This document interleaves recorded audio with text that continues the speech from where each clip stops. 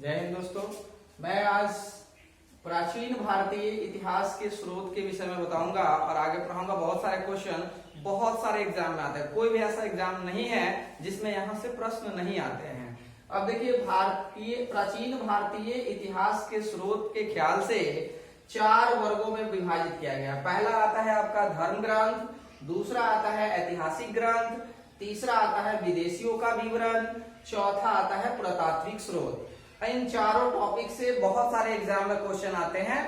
इसमें पहला देखते हैं धर्म ग्रंथ। धर्म ग्रंथ को पढ़ने के ख्याल से क्या किया गया है, 3 भाग में डिवाइड किया गया। पहला आता है ब्राह्मण साहित्य, दूसरा आता है बौद्धिक साहित्य, तीसरा आता है जैन ग्रंथ।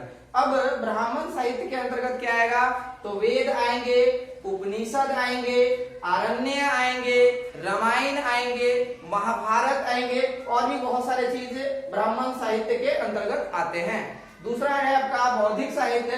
बौद्धिक साहित्य के अंतर्गत विनय पिटक, सूत पिटक, अभिधम पिटक, बुद्ध चरित्र, जातक, यानी कह सकते हैं कि बौद्धों से संबंधित जितने भी पुस्तक है बौद्ध साहित्य या बौद्ध ग्रंथ के अंतर्गत आ जाते हैं। तीसरा है आपका जैन ग्रंथ। जैन ग्रंथ में क्या होते हैं, कल्प सूत्र, भगवती सूत्र और आचरांग सूत्र, ये सभी जो है जैन ग्रंथ से संबंधित हैं। आगे धर्म ग्रंथ के बाद ऐतिहासिक ग्रंथ आता है।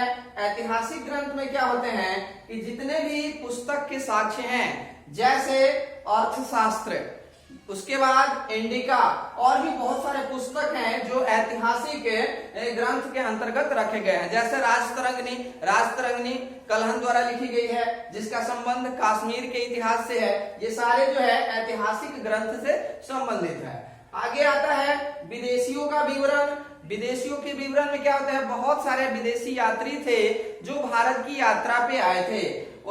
तो इसमें नाम आपका देखते हैं, जितने भी इतिहासकार हैं या भूगोलवेता हैं या और भी हैं, जैसे हेरोडोटस है जिसे इतिहास का पिता कहते हैं, मेगास्थनीज है, उसके बाद प्लिनी है, इसके बाद फाहियान है, इसके बाद मेनसंग है। बहुत सारे विदेशी यात्री हैं। इसका अध्ययन हम विदेशियों के विवरण में करते हैं।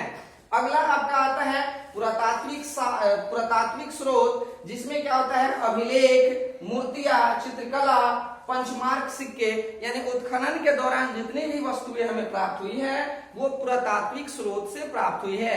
इसके बाद मैं आज आपको धर्म ग्रंथ के विषय में बताऊंगा और धर्म ग्रंथ का पहला टॉपिक है ब्राह्मण साहित्य और ब्राह्मण साहित्य का पहला टॉपिक है वेद, और इस वेद के विषय में ही बताऊंगा। वेद से बहुत सारे क्वेश्चन बहुत सारे एग्जाम में आए हुए हैं।